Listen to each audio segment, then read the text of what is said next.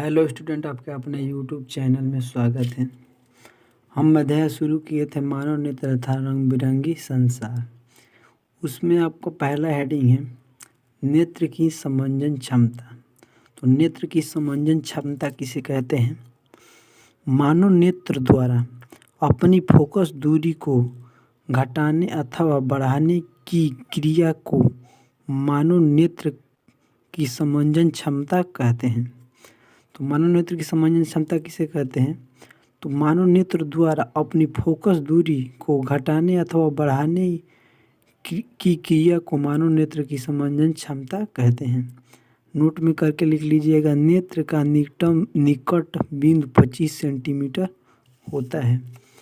अगला आपका हेडिंग है नेत्र का दृष्टि विस्तार।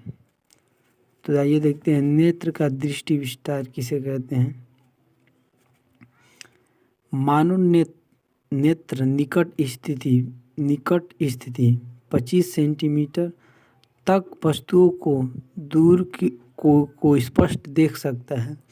कहने का मतलब यह है कि मानव नेत्र 25 सेंटीमीटर तक की वस्तुओं को स्पष्ट मतलब शुद्ध देख सकता है।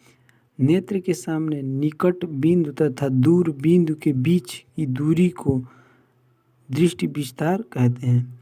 मानव नेत्र के सामने निकट बिंदु तथा दूर बिंदु के बीच के विस्तार को मतलब बीच की दूरी को दृष्टि विस्तार कहते हैं। अगला आपका हेडिंग है मानव नेत्र में दृष्टि दोष। तो मानव नेत्र में दृष्टि दोष कैसे होता है, ये इसके बारे में देखते हैं। दृष्टि विस्तार के अंतर्गत आने वाले वस्तुओं को यदि मतलब हमारे आँख के सामने कोई वस्तु रखी जाए और यदि इसकी प्रतिबिंब रेटिना पर ना बने तो मानव नेत्र में दृष्टि दोष होता है। कहने का मतलब है, देखिएगा मैं चित्र के माध्यम से समझा दे रहा हूँ आपको। यह है आपका मानव नेत्र, यह आपका है क्या? मानव नेत्र। यहाँ आपका होता है रेटिना और यहाँ से आपका आता है प्रकाश हम वस्तु से टकराकर और आता है तो यहाँ नेत्र से इसको यहाँ पर बन जाता है। अगर जो किसी कारण रेटिना से पहले ही बने या रेटिना के बाद बाहर चला जाए, इधर बने या पहले यहाँ पर ही बन जाए, तो इस दोष को हम कहते हैं मानव नेत्र में दृष्टि दोष।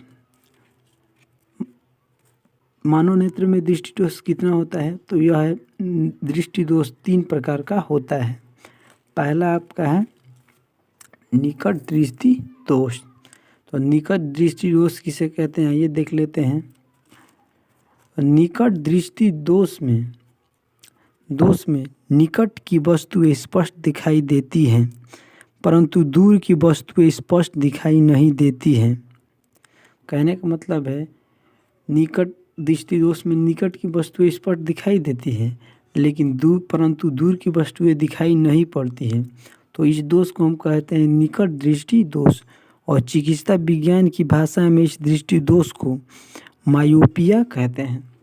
इसका कारण क्या है, आइए कारण देख लेते हैं। निकट दृष्टि दोष के कारण क्या है? तो आइए हम देखते हैं मानव नेत्र में निकट दृष्टि दोष का कारण क्या है। इस दृष्टि दोष से का मुख्य कारण नेत्र गोलक का सामान्य अवस्था से लंबा हो जाना है। मतलब नेत्र गोलक जो होता है हमारा नेत्र, उसका सामान्य अवस्था से क्या हो जाता है? लंबा हो जाता है, अवस्था में लंबा हो जाता है, जिससे प्रतिबिंब रेटिना पर ना बनकर उसके पहले ही बनने लगता है, जिसके कारण वह वस्तु स्पष्ट दिखाई नहीं देती है। कहने का मतलब है, देखिएगा इस चित्र से मैं समझा दे रहा हूँ।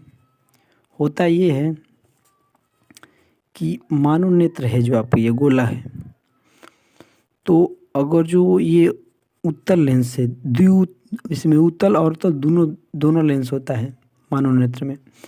तो किसी कारण यहाँ से प्रकाश आ रही है और रेटिना से पहले ही बन जाए, यहाँ पर बन जाए, यहाँ रेटिना है, यहाँ पर बनेगा तो भी तभी हमें वस्तु सुस्पष्ट दिखाई पड़ेगी। अगर इसके पहले यहाँ पर बन गई तो हमें वस्तु स्पष्ट दिखाई नहीं देगी।